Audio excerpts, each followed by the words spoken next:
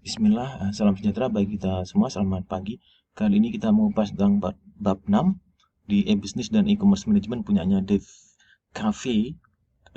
Lebih komprehensif antara teori dan praktek. Yang pertama tentu terkait dengan praktek dulu.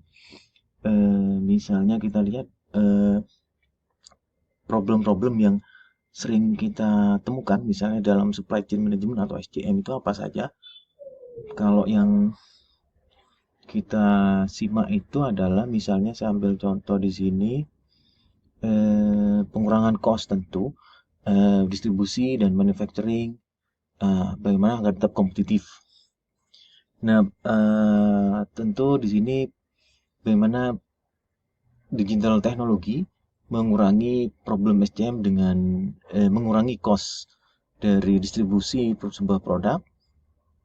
Nanti ada namanya SaaS ya, SIIS, Lower SCM System, melalui online service penggunaan SaaS. Nah, ini penting nanti pemahaman terhadap SaaS. Kemudian yang kedua, problem yang sering kita temukan pada SCM itu adalah forecasting terhadap demand. Bagaimana menjadi lebih tepat terhadap peramalan fluktuatif terhadap demand itu. Nah, penggunaan teknologinya adalah dengan ECR. Nah, ECR ini kalau kita misalnya antar provinsi ke provinsi itu kita dites selain swab ada PCR, bukan itu PCR ya. Namanya efisiensi customer response. Jadi bagaimana uh, sharing dari demand itu memforecast daripada demand itu dengan penggunaan efisiensi customer response. Kemudian berikutnya adalah uh, produk deliver sebuah produk itu yang on time. Nah, itu yang problem sering didapat ya dari SCM. Kalau di punyanya Kotlin itu bagaimana peer to peer distribution atau communal activation. Jadi bagaimana supplier itu menjadi bertanggung jawab untuk penyediaan dalam penanganan inventory. Nah, itu juga bagaimana penggunaan teknologi digital.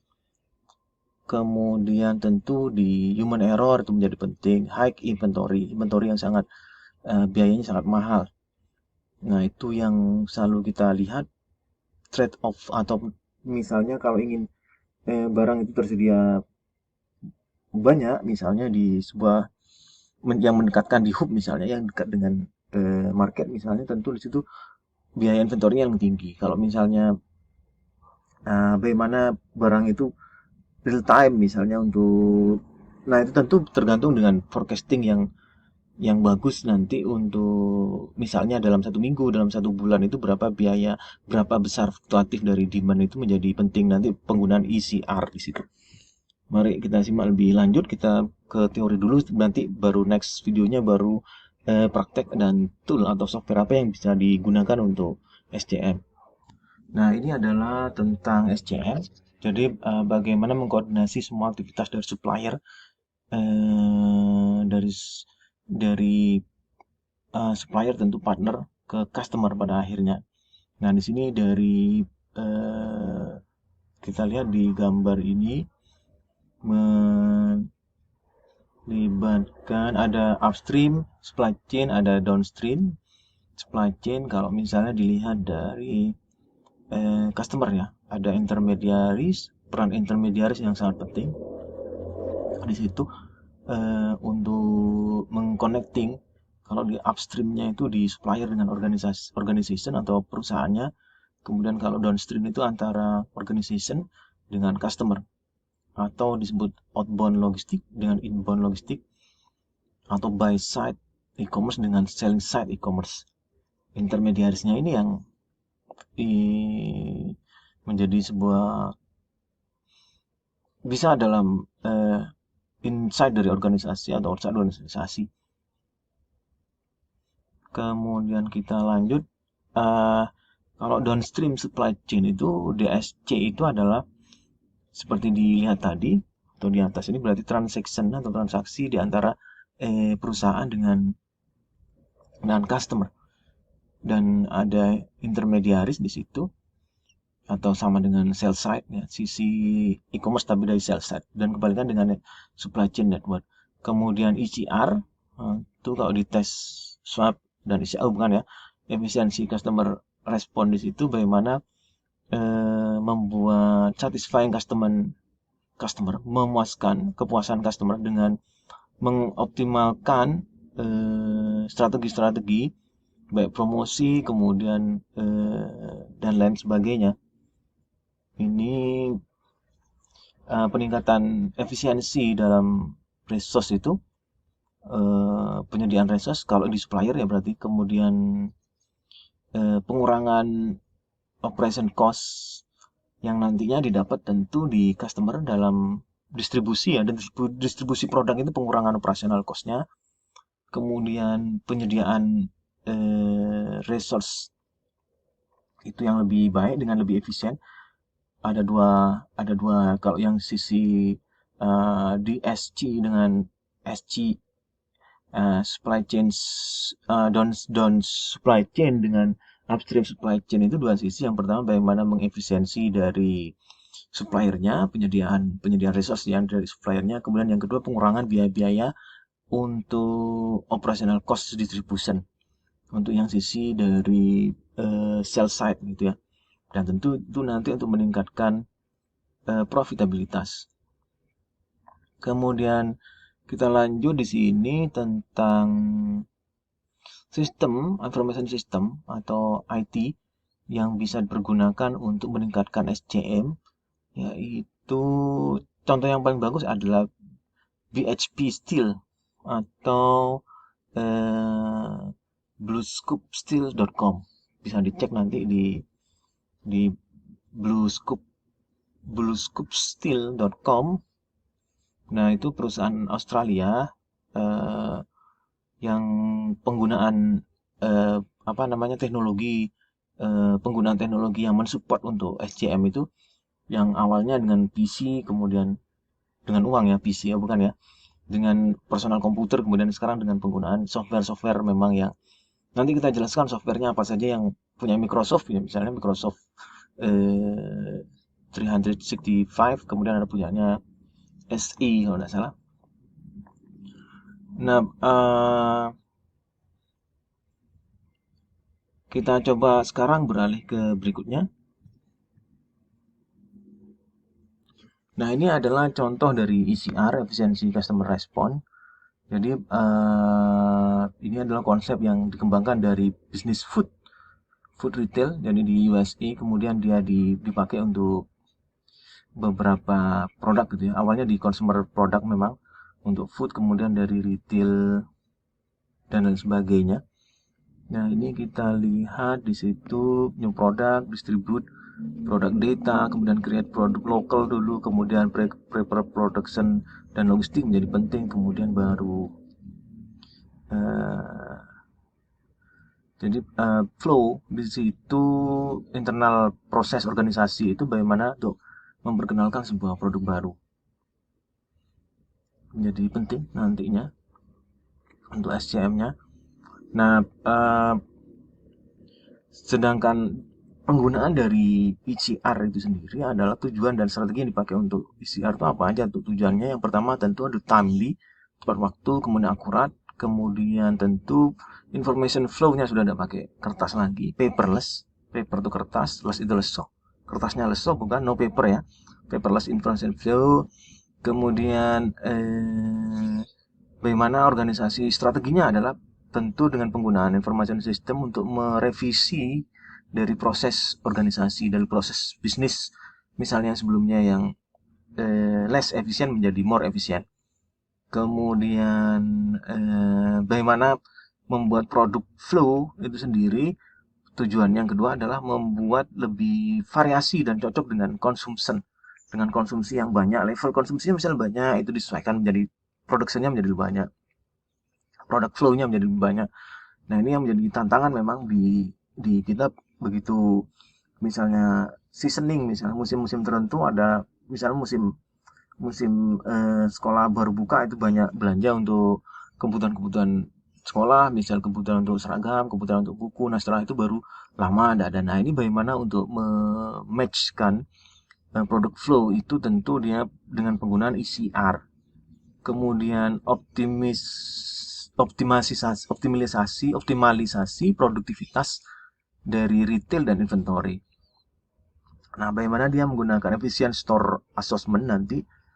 Assessment store efisiennya itu dengan ECR tadi. Nah, tentu di sini kita kupas di teorinya dulu, baru nanti dikupas tentang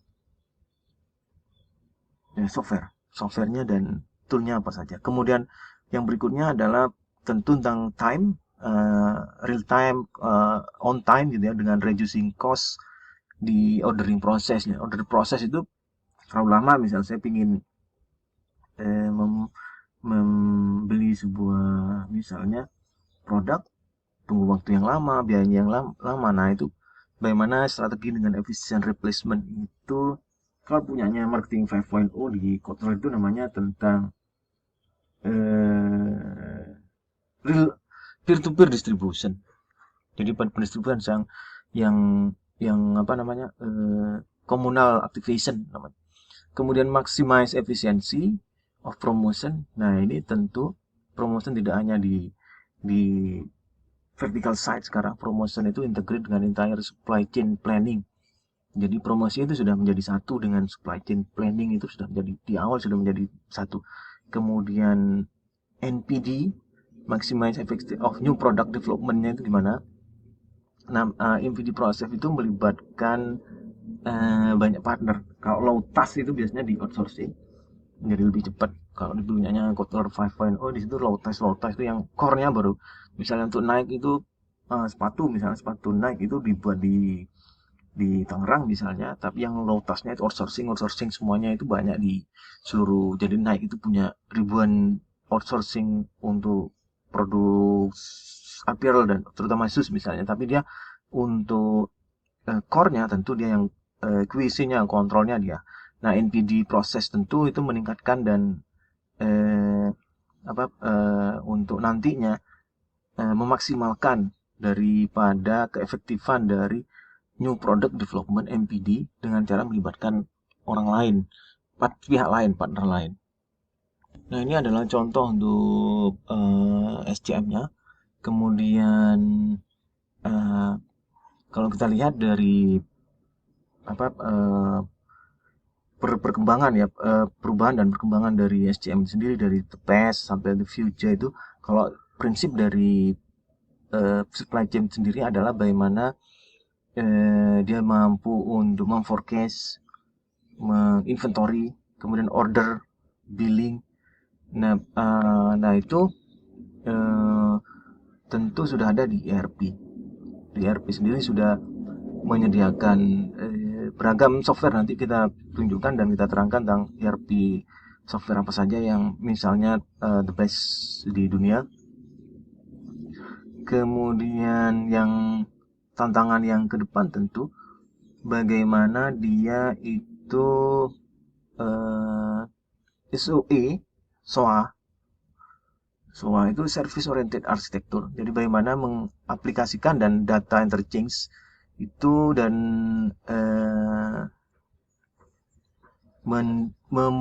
memudahkan, membuat simple dan dari sistem supply chain system itu sendiri. Nah, bagaimana menjadi lebih fleksibel maksudnya, bagaimana time konsumnya menjadi lebih baik, kemudian proses misalnya menjadi lebih baik, tentang execution misalnya, kemudian beberapa software nanti mungkin di samping Microsoft ada lainnya.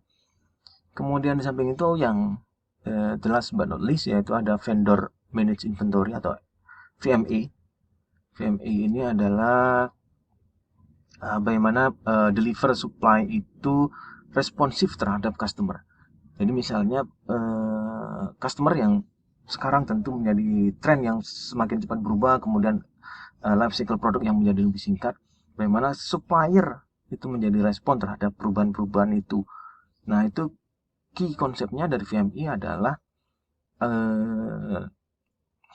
online supply chain, procurement management, kemudian day-to-day test, stock management, kemudian tracking, purchasing and order tracking. Nah, itu menjadi penting dari customer itu untuk supplier. Misal saya ambil begini, dalam konteks otomobil misalnya, saya membeli ban misalnya, nah dari sisi supplier sudah harus tahu bahwa kapan saya membeli ban, perkiraan kapan membeli ban. Misalnya didapat dari mana data tersebut? Tentu dari big data. Big data ini cara menggunakannya tentu pakai analitik, big data analitik, bisa pakai Oracle dan lain sebagainya. Nanti next time kita mengupas tentang big data. Jadi saya ambil contoh begini, supplier harus paham betul bahwa saya itu akan membeli untuk mengganti ban itu mungkin di bulan Oktober misalnya, bulan depan.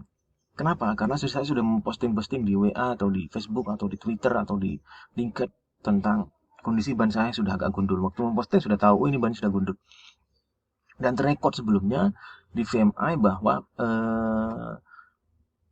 2,5 tahun yang lalu saya membeli ban, otomatis 2,5 tahun yang sekarang kalau misalnya average penggunaan normal gitu ya, average penggunaan kendaraannya normal, berarti bulan ini saya harus membeli ban.